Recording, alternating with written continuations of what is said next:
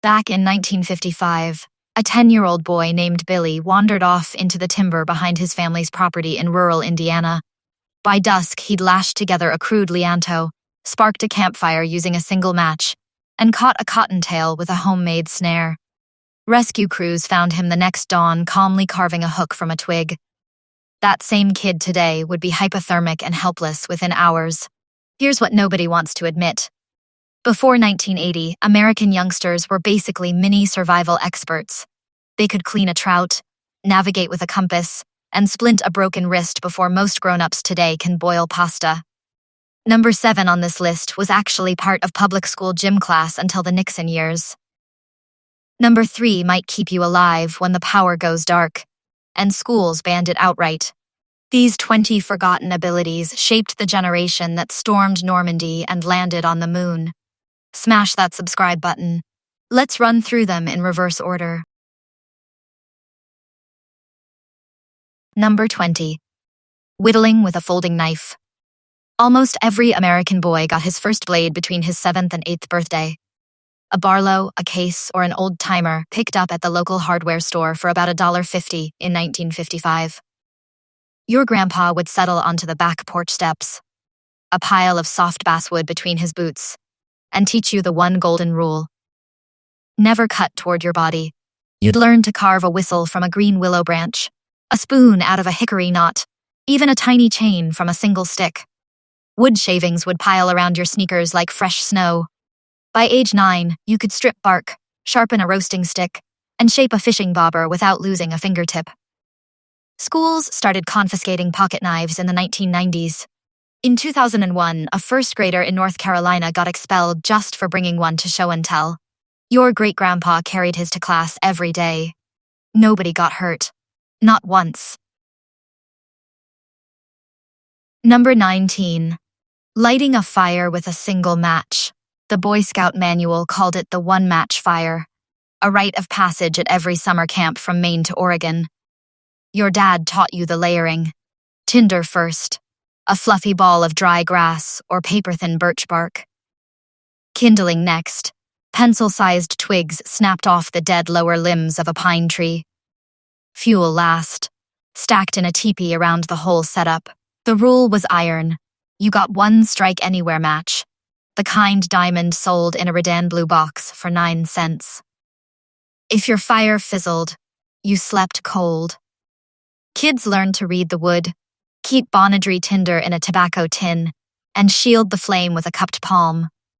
A 10-year-old in 1962 could ignite damp kindling in a light drizzle. Ask a college sophomore today to do it with a butane lighter, and half of them won't even get a spark. Number 18. Tying the 4 essential knots. Square knot, bowline, clove hitch, and tautline hitch. These were drilled into you by Cub Scouts, 4-H, an uncle, or the older kid down the street who seemed to know everything. You practiced on shoelaces, on a piece of clothesline tied to the porch railing, on the drawstring of your pajamas. The square knot joined 2 ropes of the same thickness. The bowline made a loop that never cinched shut, even under 1,000 pounds of strain. The clove hitch wrapped a rope around a pole in 3 seconds flat. The tautline hitch let you tighten a tent guy line without slipping. You needed them for everything: lashing a sled to the station wagon roof, rigging a tire swing, building a raft from scrap 2x4s. An 8-year-old scout could tie all 4 blindfolded. Today, most adults can't even keep their shoes tied without double knotting. Number 17. Reading a topographic map. Before GPS, before MapQuest, before the little blue dot on your phone. A 7th grader with a Uski's quad sheet and a cheap compass could walk 12 miles through unfamiliar woods and come out within 30 feet of his target. Geography class taught contour lines. Scout camp taught declination, that critical 9 difference between magnetic north and true north that shifts depending on where you stand. You learned to align the map with the landscape, your thumb marking your position, matching landmarks to the paper. A topo map cost 50 cents at any ranger station in the 1960s. You'd fold it into a Ziploc bag and slip it inside your shirt pocket. When the satellites eventually go dark, and they will, the few old guys who still remember declination will be the only ones who can find their way home. Number 16. Identifying wild edibles. Here's where things get interesting. By age 10, rural kids could walk a quarter-mile hedgerow in August and come back with dinner. Blackberries you spotted by their three-leaf pattern. Black walnuts by the sticky green husks that stained your fingers brown for a week. Morel mushrooms in April, honeycombed and hollow, popping up near dead elm trees. Sassafras roots dug up and boiled into tea that tasted like root beer. Persimmons you never touched before the first frost, or your mouth would pucker for an hour. Pawpaws, wild grapes, ramps, dandelion greens, cattail roots. Here's the forgotten part. In 1964, the USDA's Farmer's Bulletin on Wild Plants listed 122 North American species safe to eat. Most rural 10-year-olds knew at least 30 of them by sight. 3% of Americans can identify poison ivy today. Today, fewer than 3% of Americans can recognize poison ivy. Your grandmother could tell you which leaf made a good tea, and which one would kill you before lunch. Number 15. Cleaning and filleting a fish. You caught your first bluegill at age 6, and your dad handed you the fish and a paring knife, then walked away. Scaling first, tail toward you, scraping against the grain until iridescent little discs flew everywhere. Sticking to your forearms and the kitchen sink. Slit the belly, from vent to gills. Scoop the guts into a coffee can for the garden. Cut off the head, just behind the pectoral fin. For bigger fish, bass, walleye, perch, you learned the fillet, run the blade along the spine, and peel the meat off the ribs in one smooth motion. Your mother wouldn't let you back inside until you were done. A 10-year-old in 1958 could clean a dozen fish in 15 minutes flat.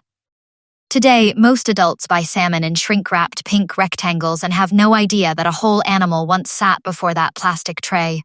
Knowing where your food came from wasn't a motto. It was just Tuesday. Number 14. Safely handling a .22 rifle. The Daisy Red Ryder came first, around age 7.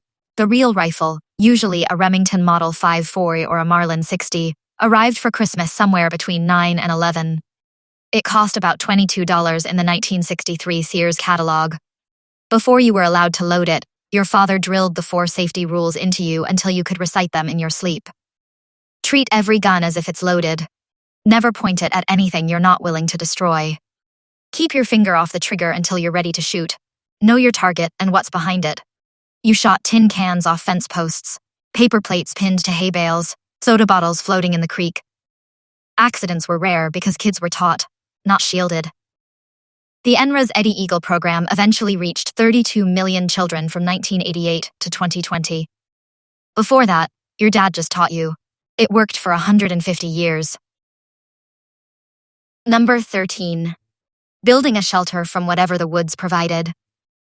Lianto construction appeared on page 47 of the 1948 Boy Scout Handbook, and any kid who ever earned the Wilderness Survival Badge could throw one together in under an hour. Find 2 trees about 7 feet apart, lash a crossbar between them at shoulder height, lean long branches against the crossbar at a 45-degree angle, then weave smaller sticks through the frame. Then came the real work, shingling the whole thing with pine boughs layered like roof tiles, tips pointing down so rain would run off. A decent lianto kept you dry through a thunderstorm. A great one held body heat through a 30-degree night. Kids practiced in their backyards on Saturdays, dragging branches out of the subdivision woods. Today, wilderness schools charge $1,200 for a weekend workshop teaching the same skill. Your grandfather learned it at age 10 from a dog-eared handbook that cost 75 cents. Number 12. Purifying water in the field. The Boy Scout rule was 10 minutes at a rolling boil, the gold standard for decades before iodine tablets appeared in the 1970s. You learned to find the cleanest source first, a spring bubbling out of rocks rather than a stagnant pond, running water rather than still. You filtered debris through a bandana stretched over the mouth of your canteen. Then, you boiled it hard in a tin cup over the fire you started with your one match. Here's what modern hikers forget. A stream that looks pristine can carry giardia, cryptosporidium, and a dozen other bugs that will turn your guts inside out for a week. Your grandfather knew without being told that you never, ever drank from water that didn't move. Today, people pay $70 for a life straw. A 10-year-old in 1961 knew that a rolling boil for 10 minutes did the same job with nothing but a coffee can. Number 11. Reading weather from the sky and wind. Red sky at morning, sailor take warning. Red sky at night, sailor's delight. That wasn't a nursery rhyme. It was meteorology boiled down to 8 seconds. Farm kids knew cumulus clouds meant fair weather. Cumulonimbus meant you had 30 minutes to get the hay under cover. A high, thin veil of cirrus meant rain within 2 days. You watched the wind. A shift from south to west in August meant a cold front and a thunderstorm before supper. You watched the animals, cows lying down in the pasture, birds flying low, leaves showing their silver undersides as the air pressure dropped. The Old Farmer's Almanac, first published in 1792, still sold 1 million copies a year in 1970, and every rural kitchen had one hanging on a nail by the back door. Today we have Doppler radar, and we still get caught in the rain.